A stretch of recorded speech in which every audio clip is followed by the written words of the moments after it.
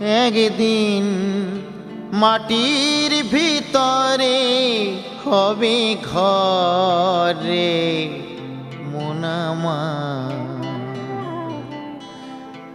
কেন বাঁধো দালান ঘর কেন বাঁধো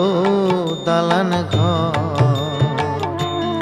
একদিন মাটির ভিতরে হবে ঘরে মোনামা